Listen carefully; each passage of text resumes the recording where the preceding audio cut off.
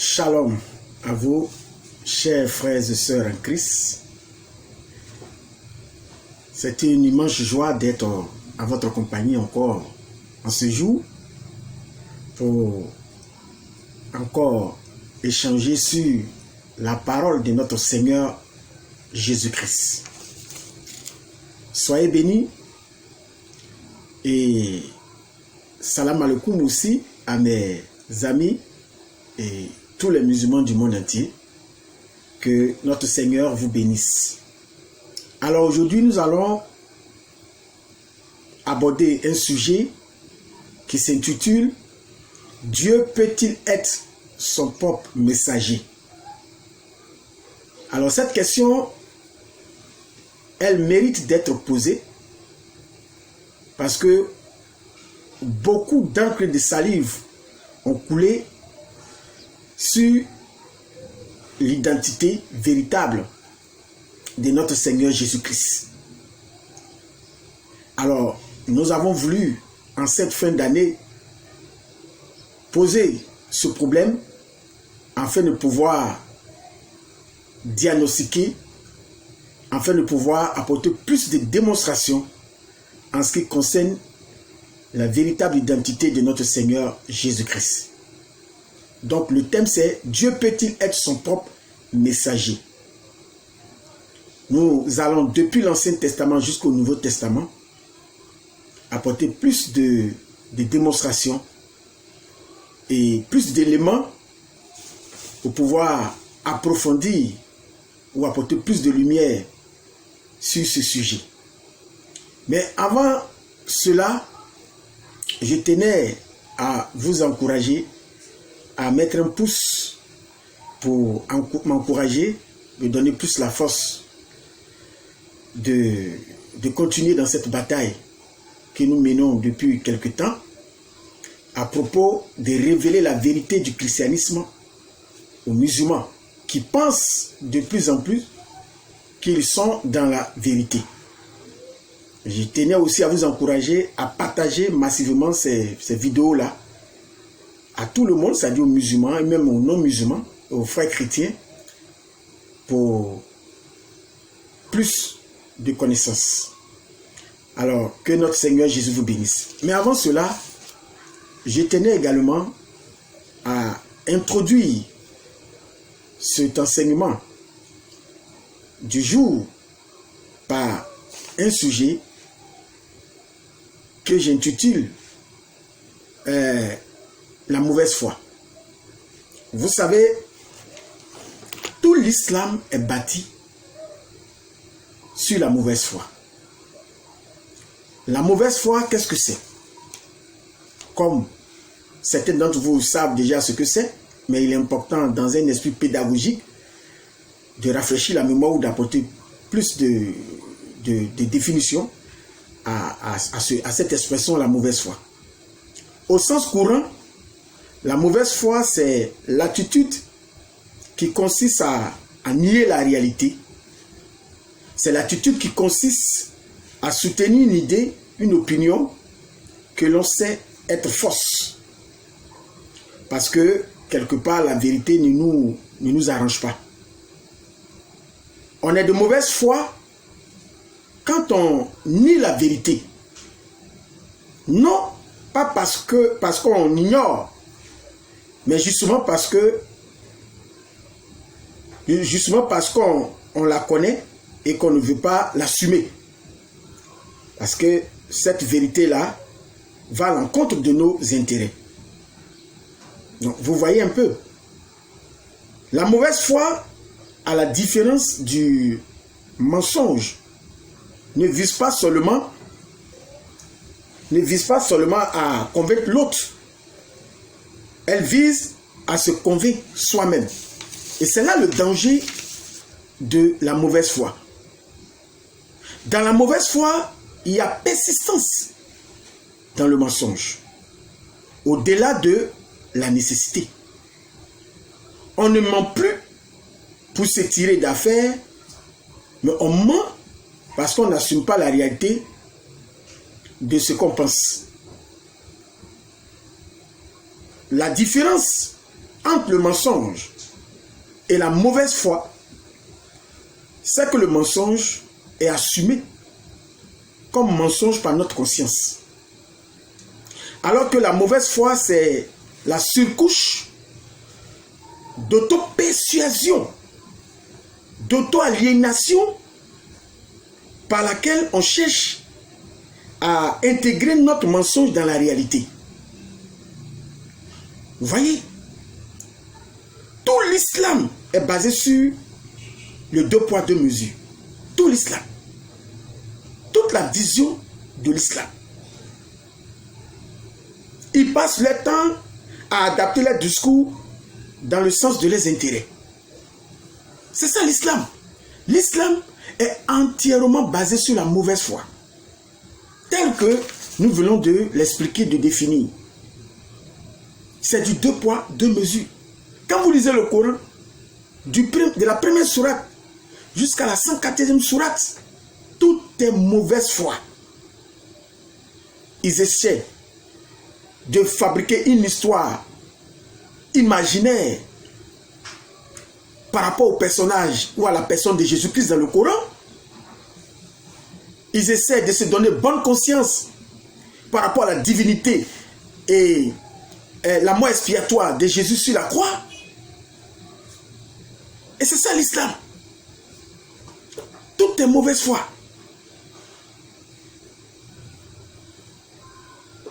Alors, c'est ce que je tenais à dire d'entrée de jeu avant d'aborder le thème proprement dit du jour, qui, comme je le disais tantôt, s'intitule « Dieu peut-il être son propre messager ?» Parce que beaucoup d'eau ont coulé sur le pont à propos de la divinité de Jésus-Christ. Beaucoup de mensonges, d'allégations ont été portés depuis plus de 14 siècles par cette vision du monde qu'on appelle l'islam, qui est venue dans le but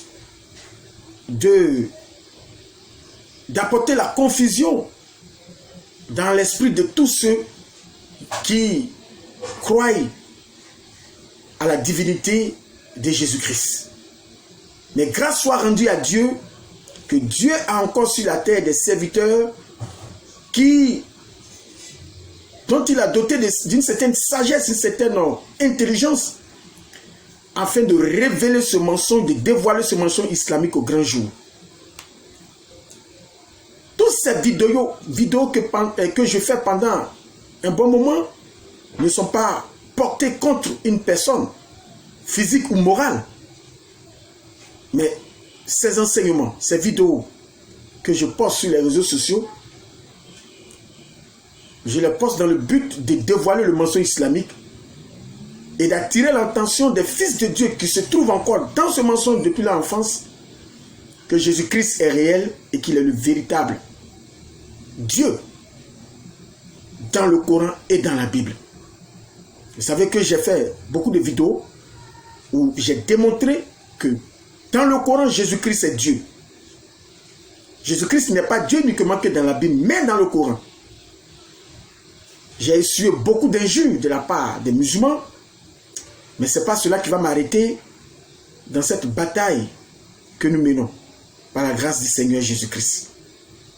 Alors, Dieu peut-il être son propre messager? Est-ce que Dieu peut lui-même s'envoyer? Est-ce que Dieu peut-il être lui-même son propre messager, son propre prophète?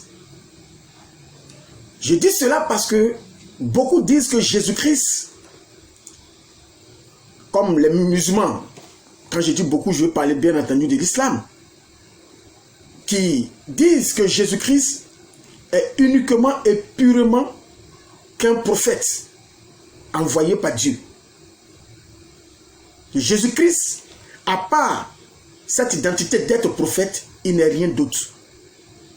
Nous allons apporter la démonstration contraire, démontrer que Jésus-Christ est Dieu lui-même en tant que prophète dans la chair humaine.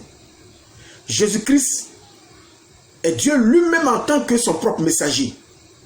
Il n'y a pas de différence entre Dieu et Jésus-Christ. Je vais lire cela dans la Bible et dans le Coran pour apporter cette preuve-là. Que notre Seigneur Jésus-Christ vous bénisse. Tout de suite, je vais prendre la Bible dans le texte d'Ésaïe 46. Parce que nous, quand nous parlons, nous apportons des preuves. Alors, Ésaïe chapitre 46, verset 10. Je vais lire rapidement le texte. Je tenais aussi à dire une chose. Quand vous commencez à suivre une vidéo, il faut suivre cette vidéo jusqu'au bout. Cela est très important pour éclairer notre lanterne sur beaucoup de choses. Que notre Seigneur Jésus-Christ vous bénisse. Ésaïe 44, verset 10. Excusez-moi, 46, verset 10. Je lis d'abord Ésaïe 46, verset 10. Nous allons voir ici la preuve que Dieu lui-même peut s'envoyer. Dieu peut être son propre messager. Ici, Dieu est présenté comme un prophète.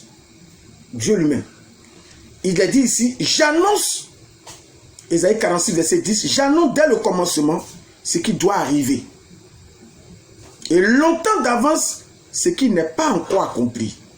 Je dis, mes arrêts subsisteront et j'exécuterai toute ma volonté. Ici, c'est Dieu qui s'exprime. Et Dieu dit qu'il annonce dès le commencement ce qui doit arriver.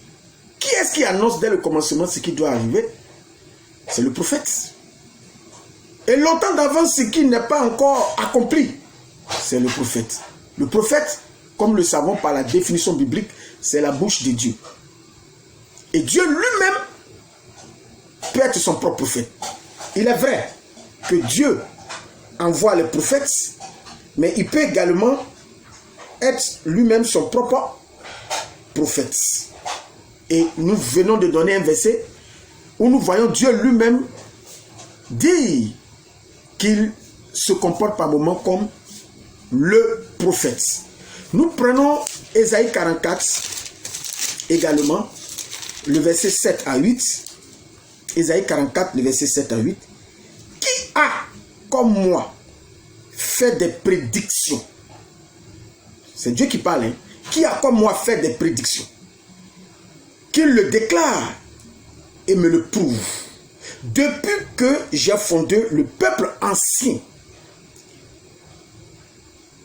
qu'ils annoncent l'avenir et ce qui doit arriver. N'ayez pas peur et ne tremblez pas. Vous voyez, ne te laisse pas dès longtemps annoncer et déclarer. Vous êtes mes témoins. Y a-t-il un autre Dieu que moi? Il n'y a pas d'autre rocher. Je n'en connais point. Donc, vous voyez ici que Dieu lui-même montre ici qu'il peut être son propre prophète, son propre messager. Il est vrai que Dieu suscite des prophètes. Il envoie des prophètes. Mais lui-même, il est assez puissant pour s'envoyer lui-même. Alors, je vais dans le Coran parce que la théorie de l'islam consiste à dire que Dieu est assez transcendant et que Dieu n'a pas besoin lui-même de se rendre dans le monde qu'il a créé parce qu'il est au-delà du monde. Oui, la vision chrétienne croit à cela. Le chrétien croit que Dieu est transcendant, qu'il est assez grand, qu'il est au-delà du monde. Mais à la différence de nous et l'islam, c'est que nous croyons que ce Dieu si grand est assez si grand pour descendre dans le monde qu'il a créé. Oui, je vais le prouver dans la Bible, comme je viens de le montrer, et dans le Coran, que Dieu est descendu sur la terre et la terre n'a pas brûlé. Oui, et Dieu, à chaque fois que Dieu se déplace et qu'il vient sur la terre, il vient en tant que messager. Et ça, c'est très important. Dieu descend en tant que lui-même son propre messager. Je lis, bref commentaire, je lis directement la sourate 29. la sourate, pardon, 28, la sourate 28, le verset 29. Je lis. Puis, lorsque Moïse eut accompli la période convenue et qu'il se mit en route avec sa famille, il vit un feu du côté du mont. Il dit à sa famille, « Demeurez ici, j'ai vu du feu. Peut-être vous en apporterai-je une nouvelle ou un tison de feu afin que vous vous réchauffiez. » Verset 30. Puis quand il y arriva, on l'appela du flanc droit de la vallée dans la place bénie à partir de l'arbre. « Oh Moïse, c'est moi Allah, le Seigneur de l'univers. » Vous voyez, ici, c'est l'épisode d'Exode chapitre 3 sur le buisson ardent. Vous savez que cette histoire a été d'abord rapportée par la Bible dans Exode chapitre 3. On nous raconte l'histoire de Moïse qui a vu un feu dans un buisson dont il voulait se détourner pour aller voir ce qu'il en était. Et quand il est arrivé, quelqu'un l'a appelé du buisson. La Bible dit d'abord que c'était un ange. Et au fur et à mesure, l'identité de cet ange a été dévoilée comme étant Dieu lui-même qui a appelé Moïse. Cet épisode ici est repris par le Coran dans le chapitre 28 à partir du verset 29 et suite, où on raconte cette même histoire que Moïse a aperçu un feu dans un arbre et en voulant s'approcher, il a entendu une voix qu'il a appelée de cet arbre, de ce buisson qui était en feu. Et la voix qui a appelé Moïse, cette voix-là s'est présentée comme Allah. Ce n'est pas présenté comme un ange d'Allah, mais comme Allah. Nous voyons ici Dieu dans le monde qu'il a créé. Nous voyons Dieu ici sur terre. Et le monde n'a pas brûlé, ne s'est pas détruit. Donc nous voyons ici ce deux poids, deux mesures de l'islam, qui tantôt dit que Dieu ne peut pas descendre sur la terre, et qui tantôt nous découvrons dans ses propres écrits que Dieu est descendu sur la terre en tant que son propre messager. Nous pouvons même vérifier cela encore dans la sourate 27. La sourate 27, le verset 7 à 9 nous rapporte cela aussi. Rappelle quand Moïse dit à sa famille, « J'ai aperçu un feu, je vais vous en apporter des nouvelles. Ou bien je vous en apporterai un tison allumé, afin que vous vous réchauffiez. » Lorsqu'il y arriva, on l'appela. « Béni soit celui qui est dans le feu, et celui qui est tout autour, et gloire à Allah, Seigneur de l'univers. » Le verset 9 dit, « Oh Moïse, c'est moi Allah, le Tout-Puissant, le Sage, jette ton bâton, etc. » Donc vous voyez, cette sourate 27 aussi rapporte ce même fait de l'épisode d'Exode 3 concernant l'appel de Moïse. C'est Dieu lui-même qui descend dans la chair d'un messager pour apporter ce message où il commissionne Moïse pour aller libérer le peuple d'Israël. Ici, on dit que c'est Allah. À moins que les musulmans nous apportent la preuve que l'épisode où Moïse a rencontré Dieu pour la première fois, où il a reçu sa commission, s'est passé au ciel. Parce que ce que nous savons, nous savons que le buisson Adam, c'est sur la terre. Ce table-là, c'est sur la terre que c'était. C'était pas au ciel. Donc vous voyez cette histoire de mauvaise foi dont je parlais tantôt à l'introduction de notre vidéo. L'islam tout entier est bâti sur la mauvaise foi. Comme nous l'avons défini. La mauvaise foi, le deux poids, deux mesures. C'est ça, ce véritable problème. Alors, nous allons avancer rapidement. Nous prenons Exode lui-même, le texte d'Exode. Vous allez voir que Exode 3, je lis à partir du verset 2. Rapidement, voilà. Exode 3, je lis à partir du verset 2. Je tenais à ce que vous preniez des notes et que vous vérifiez tout ce qui est dit ici. Parce que c'est ça le chrétien. Ou c'est ça, quelqu'un qui veut connaître la vérité, il prend des notes et il fait des vérifications personnelles après. Exode chapitre 3, le verset 2, je lis. L'ange de l'Éternel lui apparut dans une flamme de feu, au milieu d'un buisson. Moïse regarda. Au départ, on dit c'est l'ange qui lui est apparu. Mais au fur et à mesure, l'identité de cet ange-là va être dévoilée. Or, comme nous le savons, un ange, c'est un envoyé.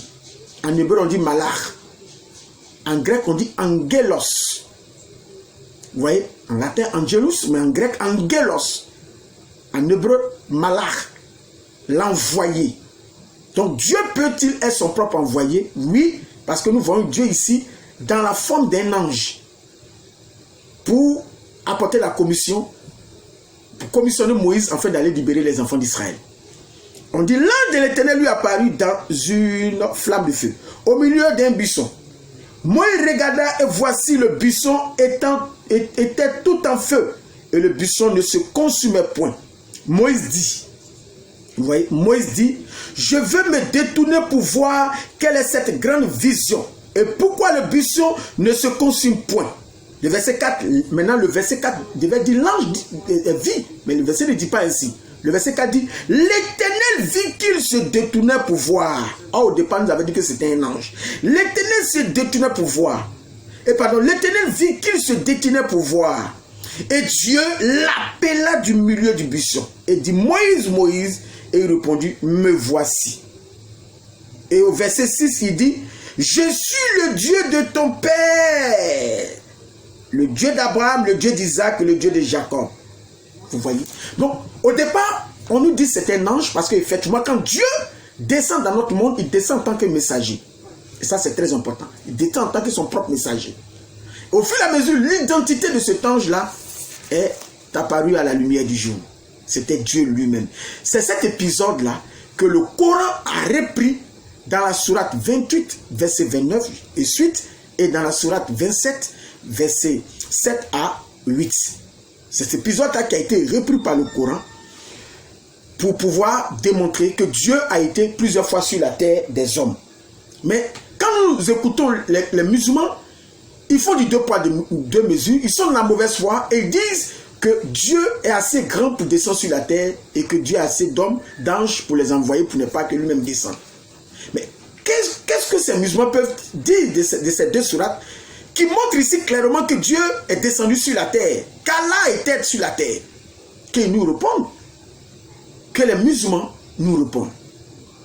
Je crois qu'il n'y en aura pas un qui pourra apporter pourra contredire ce que je suis en train de dire. Parce que ces deux sourates montrent clairement Allah dans le buisson, Adam, sur terre.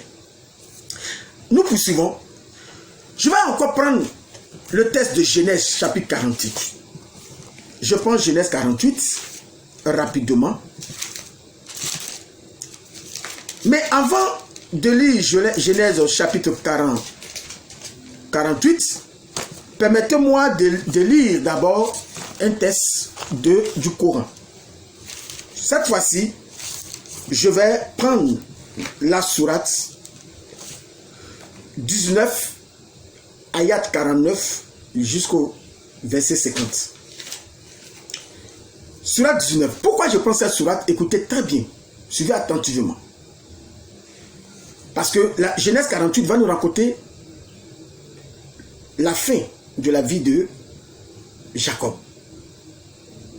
Et nous, comme nous le savons, au soir de la vie de Jacob, Jacob a béni tous ses fils. Mais quand Jacob a béni tous ses fils, il a fait appel à un Dieu. Le Dieu qu'il a fait appel, c'était le véritable Dieu. Donc, c'est ce que nous allons essayer de lire tout à l'heure.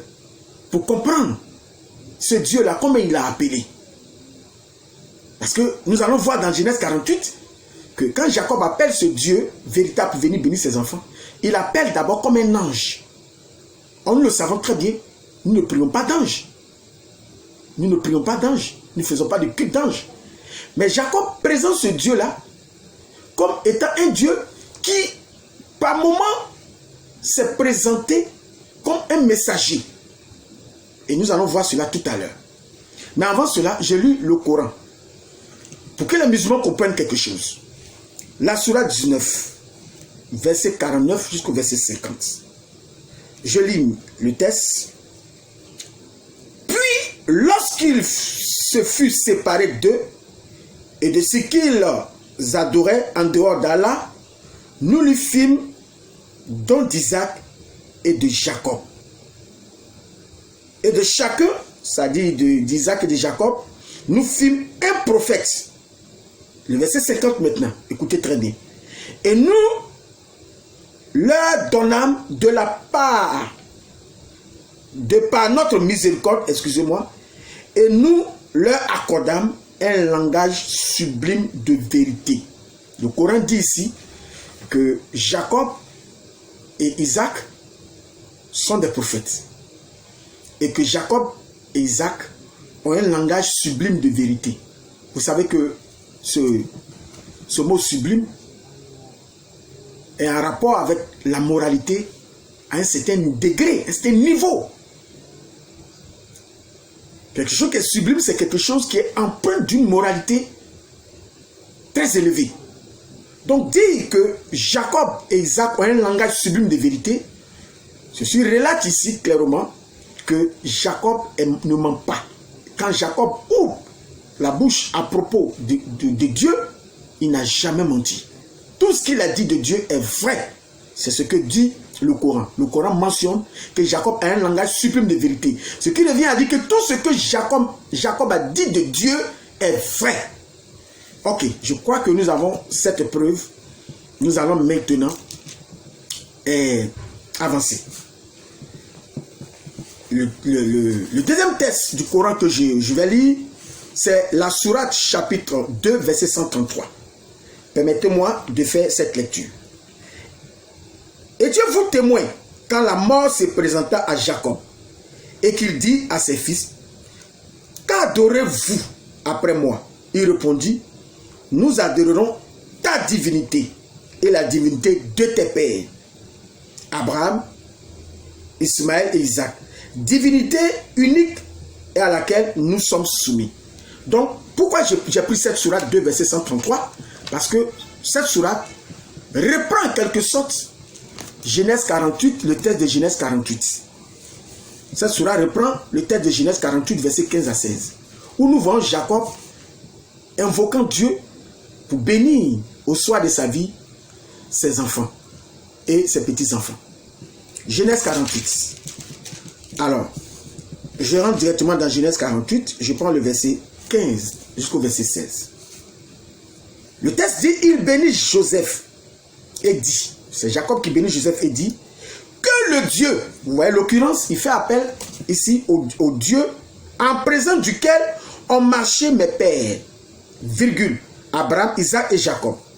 Et ensuite, une deuxième occurrence à ce Dieu, que le Dieu qui m'a conduit depuis que j'existe jusqu'à ce jour, virgule, maintenant écoutez la partie fatidique, écoutez très bien. Le verset 16 dit, que l'ange qui m'a délivré de tout mal, que l'ange qui m'a délivré de tout mal, virgule, et il dit, bénisse ses enfants. Waouh! Il invoque le Dieu devant lequel ont marché ses pères, Abraham et Isaac. Il invoque le Dieu,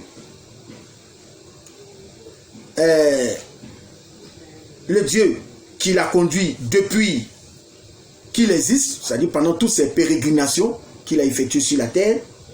Et enfin, il invoque l'ange qui l'a délivré de tout mal. J'aimerais que vous vous rappeliez que la sourate 19, verset 49 à 50, dit que Jacob a un langage sublime de vérité. Donc Jacob ne ment pas. Jacob ici a évoqué un ange. L'ange qu'il invoque, il invoque Dieu, il invoque l'ange. Est-ce deux divinités? Non. Puisque la sourate 2, verset 133, comme nous l'avons lu, dit que Jacob a une seule divinité. Jacob n'a pas deux. On a lu tout à l'heure. Lorsque Jacob a posé la question à ses enfants, quel Dieu ils allaient adorer après son départ sur terre, ses enfants ont répondu qu'ils allaient adorer lui, sa divinité. C'est bien précis. Il n'a pas dit ses enfants n'ont pas dit cette divinité. Non, ils allaient adorer la divinité de Jacob. Si vous voulez, je relis ce texte-là. Si vous voulez, je relis ce texte. J'ai encore ce texte sur les yeux. Surat 2, verset 133. Et Dieu vous témoigne quand la mort se présenta à Jacob et qu'il dit à ses fils, qu'adorerez-vous après moi? Ses enfants vont répondre. Il répondit, nous adorerons ta divinité et la divinité de tes pères, Abraham, Ismaël, Isaac. Divinité unique et à laquelle nous sommes soumis. Donc, cette sourate 2, verset 133 montre que Jacob a une seule divinité, une divinité unique et véritable. Donc, Jacob ici, dans Genèse 48, il invoque une occurrence, une première occurrence qui est Dieu. Et ensuite, il invoque une seconde occurrence qui est l'ange. Et il dit que le Dieu devant lequel ses pères ont marché, le Dieu qu'il a accompagné pendant toute sa pérégrination, et l'ange qu'il a délivré de tout mal, bénit ses enfants. Si vous regardez très bien, prenez la Bible et vérifiez, le verbe béni ici est au singulier. Normalement, si Jacob avait fait appel à plusieurs dieux, on aurait pu avoir ENT. C'est-à-dire le verbe béni devait être ici à la troisième personne du pluriel, ENT. Mais le verbe béni, au lieu de cela, n'est pas à la troisième personne du pluriel. Mais le verbe béni est à la troisième personne du singulier. Qu'il bénisse ses enfants. Jacob ici dit que, montre ici clairement, de façon factuelle, que Dieu peut s'envoyer lui-même, puisqu'il appelle ici Dieu comme étant l'ange de l'Éternel. Donc Jacob montre ici que Dieu lui-même peut être son propre envoyé. Que Dieu peut s'envoyer. Dieu peut venir dans la chair d'un envoyé, dans la chair d'un messager. Comme nous l'avons vu dans l'épisode avec Moïse, dans le buisson Adam. Que le Coran a rapporté dans la sourate 28, verset 29 et dans la sourate 27. Comme nous l'avons vu, au verset 7 jusqu'au verset 8 à 9. Vous voyez? C'est ça la réalité. Et on ne va pas s'arrêter là. Même lorsque nous prenons Genèse 31, nous voyons que Dieu lui-même se présente comme son propre messager. Genèse 31, je prends à partir du verset 11 que je lis. Genèse 31. Je commence à partir du verset 11. Bien-aimés, prenez des notes et vérifiez. Et l'ange de Dieu, on dit l'ange de Dieu, me dit en songe. Au départ, on dit l'ange de Dieu me dit en songe, Jacob. Je répondis, me voici. Verset 12, il dit, lève les yeux et regarde. Tous les boucs qui couvrent les brebis sont rayés, tachetés et marquetés. Car j'ai vu tout ce que te fait Laban. Au verset 13, je suis le Dieu de Bethel, où tu as oint un monument, où tu m'as fait un vœu. Je suis le Dieu de Bethel. Vous voyez, au départ, on nous dit c'est un ange qui l'a apparu. Mais cet ange va dévoiler son identité au fur et à mesure que les deux vont échanger. Et sa véritable identité va apparaître. C'est qui? C'est Dieu lui-même. Puisqu'il dit, je suis le Dieu de Bethel. Vous voyez tout ça? Dieu peut être son propre messager. C'est ce qui va nous amener dans Jean chapitre 17, Nouveau Testament maintenant.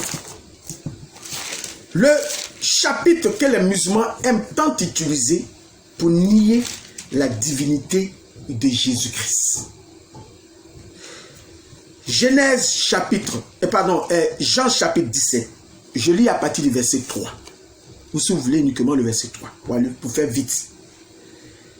Écoutez bien, je vais lire ce texte avec les ponctuations. Faites attention.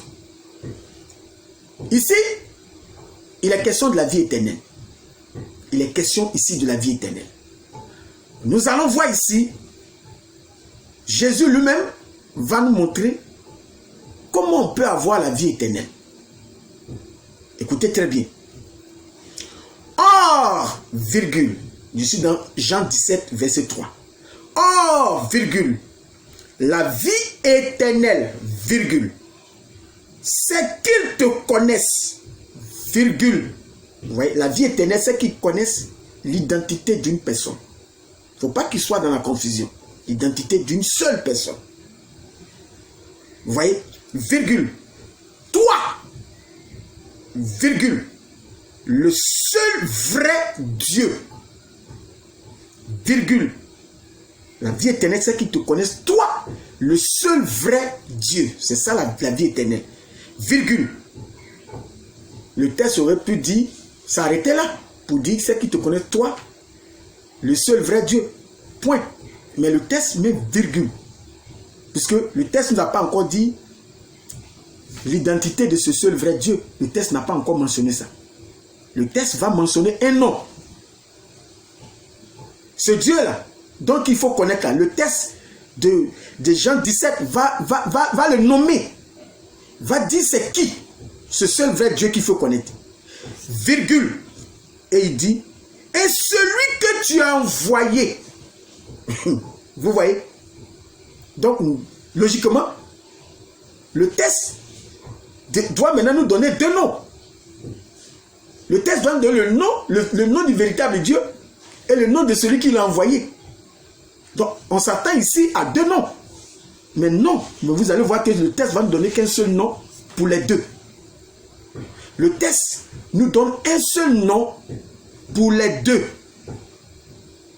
Un seul nom va être donné pour le véritable Dieu et pour celui qui l'a envoyé.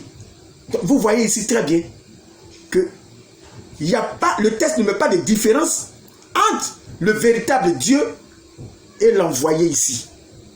Le texte est en train de nous dire que le Dieu là, le véritable Dieu là, c'est lui-même qui s'est envoyé ici. C'est pour ça que le texte va à la fin dire virgule Jésus-Christ. Or, on attendait ici deux noms. Le nom du Dieu véritable et le nom de celui qui l'a envoyé. Mais au lieu de cela, le texte va nous dribbler et en lieu et place nous donner un seul nom pour ces deux fonctions-là. Le seul vrai Dieu est celui qui l'a envoyé. Jésus-Christ. À moins qu'on ne comprenne pas bien le français, on ne maîtrise pas réellement les règles de la grammaire, pour qu'on puisse faire du 2 poids 2 mesures ici. Ici, un seul nom est donné pour l'envoyé et pour l'envoyeur. Mais si un seul nom est donné pour l'envoyé et pour l'envoyeur, mais qui est l'envoyé et qui est l'envoyeur? Mais c'est le même être. Puisque nous avons prouvé dans l'Ancien Testament que Dieu lui-même peut être son propre envoyé, son propre messager. Nous avons la preuve ici, dans Jean 17, verset 3, que Jésus-Christ est le Dieu véritable qui s'est mis dans la condition humaine comme envoyé afin de pouvoir sauver l'humanité. Est-ce que ça là, il y a quelque chose de si difficile à comprendre dans ça? Il y a quelque chose de si difficile à cerner ou à comprendre dans cela. Lisons Zacharie. Le fait que Dieu lui-même s'envoie sur la terre avait déjà été prophétisé dans le texte de Zacharie. Le fait que Dieu lui-même soit son propre envoyé avait déjà été annoncé par le prophète Zacharie. Nous lisons le texte de Zacharie chapitre 2. Je prends le texte. Zacharie chapitre 2. Le verset 10 jusqu'au verset 11 pour faire plus vite. Nous lisons. Le texte dit au verset 10, Zacharie 2, pousse des cris d'allégresse et réjouis-toi. Fille de Sion, car voici, je viens. Ici, c'est Dieu lui-même qui dit qu'il vient. Je viens et j'habiterai au milieu de toi. Dit l'Éternel. Qui dit qu'il vient ici? Le texte nous dit c'est l'Éternel. L'Éternel dit qu'il vient et qu'il habitera au milieu de nous. C'est ce que Dieu le teste. Mais le verset 11 continue et dit, beaucoup de nations s'attacheront à l'Éternel en ce jour-là et deviendront mon peuple. C'est-à-dire les nations qui ne sont pas des Juifs vont devenir le peuple de Dieu. Vous voyez? J'habiterai au milieu de toi et tu sauras, écoutez bien cette expression, et tu sauras que l'Éternel des armées m'a envoyé vers toi. Le texte dit que c'est l'Éternel qui vient. Mais quand l'Éternel va venir, on saura que c'est l'Éternel des armées qui a envoyé l'Éternel. Waouh! Ce n'est pas une confusion. Il n'y a pas deux éternels. Parce que quand vous lisez le texte, vous avez l'impression d'avoir affaire à deux éternels ici. Non, il n'y a pas deux éternels. Il n'y a qu'un seul. Deutéronome chapitre 6, verset 4. Le texte dit, écoute Israël, l'Éternel notre Dieu est un. Nous allons lire cela tout à l'heure.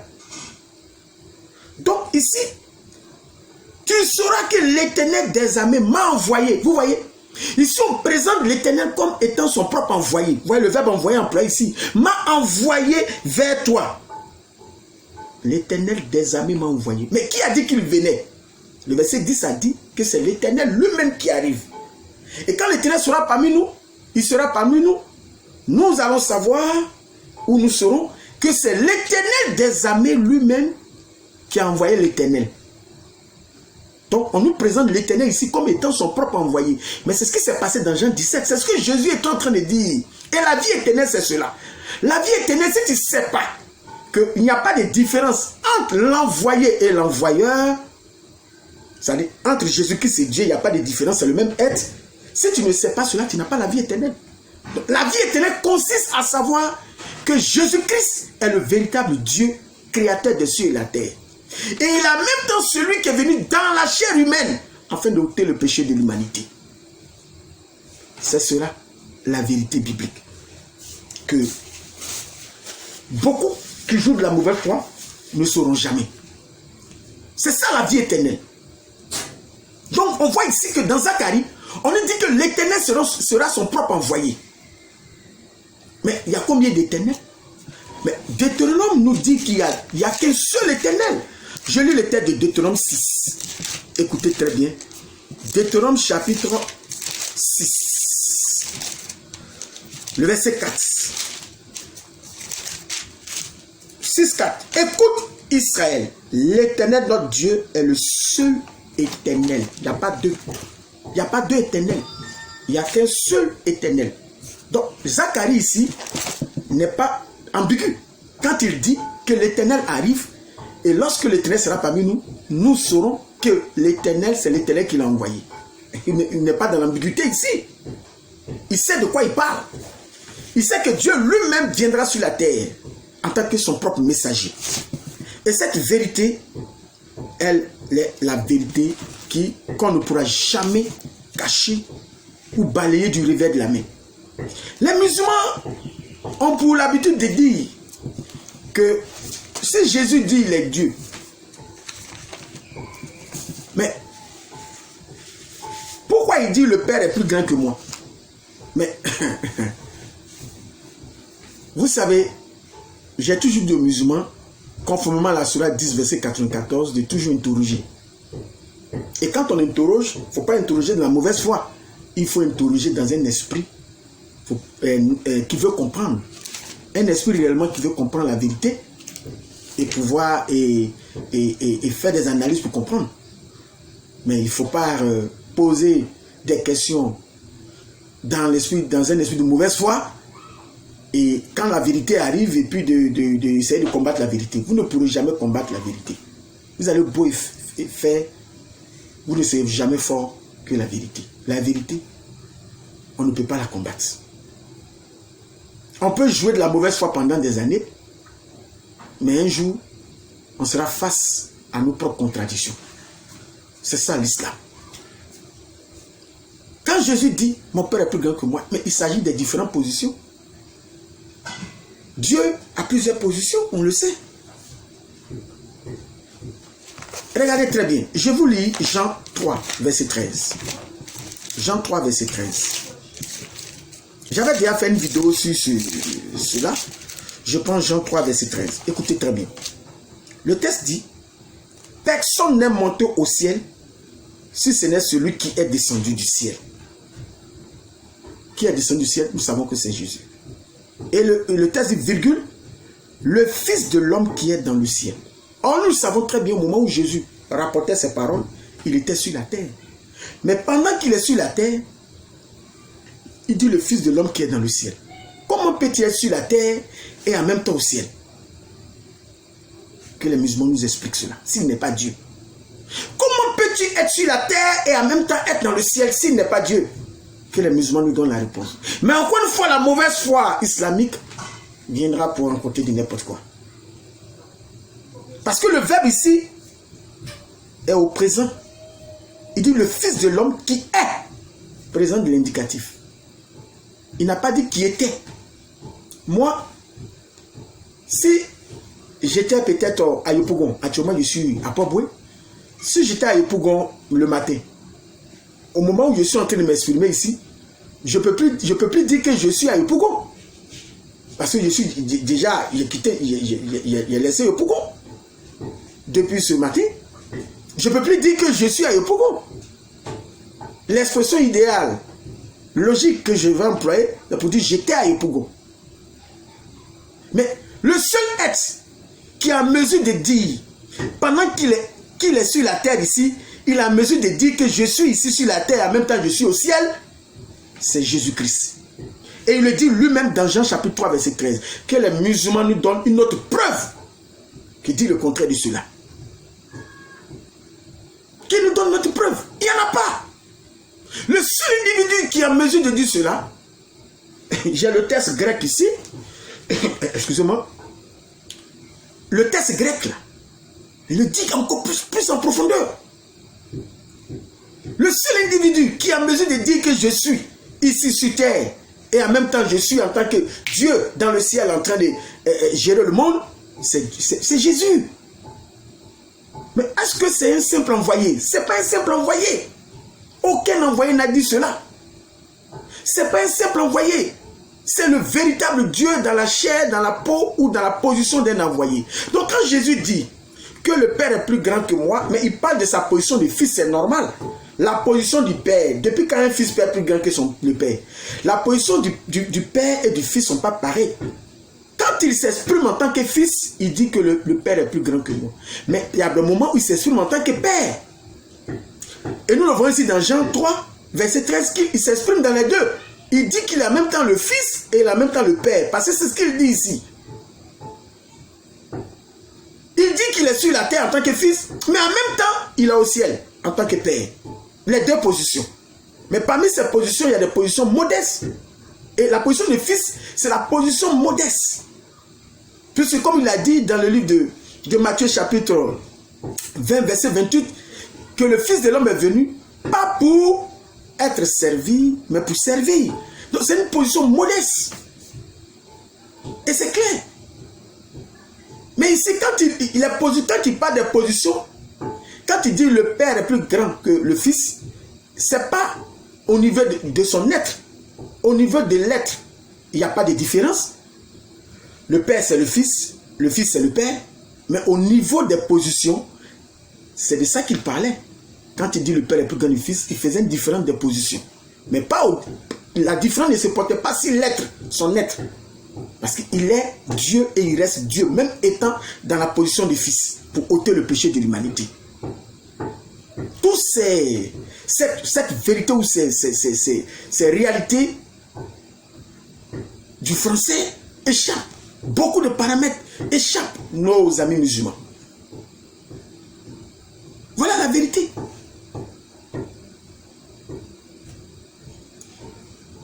Alors, comme j'ai l'habitude de dire cela, et je vais continuer à dire cela,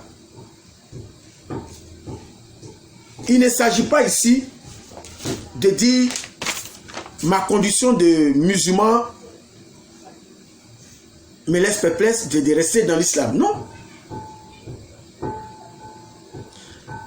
Jean-Paul Sartre, qui était un philosophe du XXe siècle, a dit quelque chose. Il dit que on ne peut pas imputer au déterminisme la responsabilité de nos choix. On peut certes rendre le déterminisme responsable de ce qui arrive, mais on ne peut pas rendre le déterminisme responsable de la manière dont on réagit à ce qui arrive. D'où sa célèbre citation.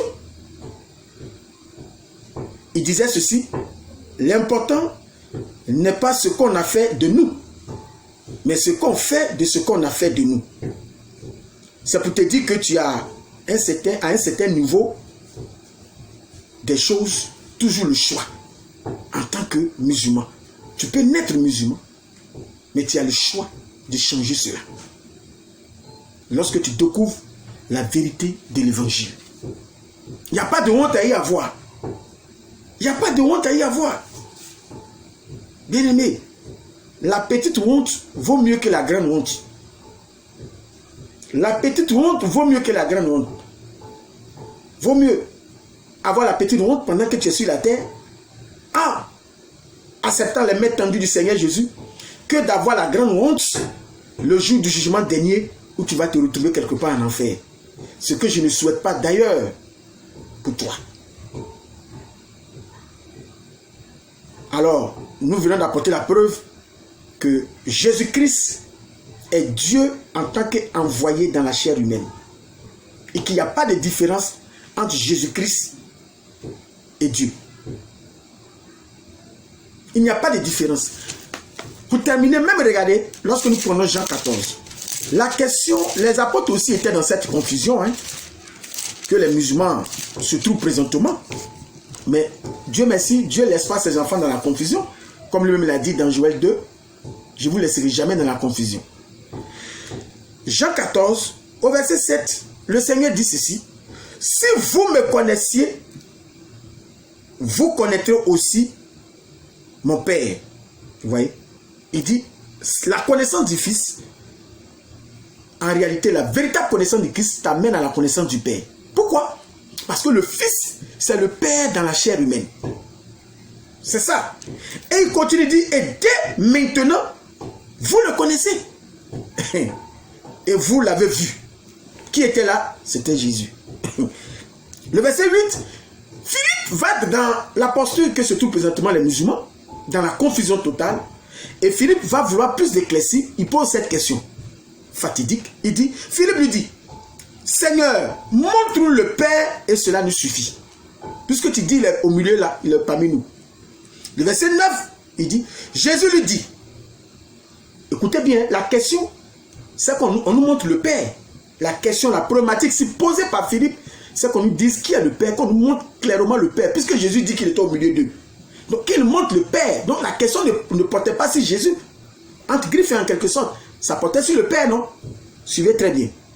Mais écoutez la réponse de Jésus. Jésus lui dit, il y a si longtemps que je suis avec vous. Vous voyez? Il aurait pu dire, il y a si longtemps que le Père est avec vous, mais il dit, il y a si longtemps, puisqu'on Philippe dit, montre le Père. Mais il aurait pu dire, il y a si longtemps que le Père est avec vous. Mais il ne dit pas cela. Il dit, il y a si longtemps que je suis avec vous. Et tu ne m'as pas connu. Philippe, celui qui m'a vu, a vu qui le Père. Pourquoi? Parce que le Fils, c'est l'enveloppe du Père. Le Fils, c'est le corps que le Père habite pour sauver l'humanité. Comment dis-tu, montre-nous le Père? Maintenant, il va expliquer ce que je suis en train de dire. Cette loi de fusion. Le fait que le Fils, le Père, c'est le Fils dans la chair humaine. Il va expliquer cela. Il dit, ne crois-tu pas que je suis dans le Père? Vous voyez, le Père dans la chair humaine. Et que le Père est à moi. Vous voyez la loi de fusion? Ne crois-tu pas que je suis dans le Fils est dans le Père, que le Père est dans le Fils? C'est ce que je suis en train de vous dire. Qu'il n'y a pas de différence entre le Père et le Fils. C'est le seul et unique vrai Dieu. Depuis le début de cette vidéo, c'est ce que j'ai dit jusqu'à maintenant. Et Jésus confirme cela. Il nous sert cela, cette vérité. Le Seigneur Jésus nous sert cette vérité. C'est un plateau d'or. Que le Seigneur Jésus vous bénisse. J'aurai encore beaucoup de choses à dire contre l'allégation musulmane pour dénoncer cette mauvaise foi de l'islam, cette mauvaise foi, encore une fois, et brandir la vérité. Parce que je sais que parmi eux, beaucoup commencent à se remettre en cause. Beaucoup commencent à réfléchir, ceux qui ont le al-Fokan, comme ils ont l'habitude de le dire eux-mêmes. Que notre Seigneur Jésus-Christ vous bénisse. Alors, je suis le révérend Dr Kwasi. Mon numéro WhatsApp, c'est le 07 08 04 58 17. Pour ceux qui sont à l'extérieur de la Côte d'Ivoire, vous mettez simplement le préfixe plus 225 au numéro que je viens d'indiquer. Ou si vous voulez un deuxième numéro WhatsApp, le 07 89 88 20 74. Pour ceux qui veulent me joindre par là, que notre Seigneur vous bénisse. Et pour ceux aussi qui veulent soutenir la chaîne, que ce soit au niveau financier, au niveau tout, c'est mon numéro WhatsApp. Que notre Seigneur Jésus-Christ vous bénisse. Pour ceux qui veulent comprendre encore plus de vérité et qui veulent avoir une conférence privée, c'est mon numéro WhatsApp aussi qui est là. Soyez bénis au nom de Jésus-Christ. Amen.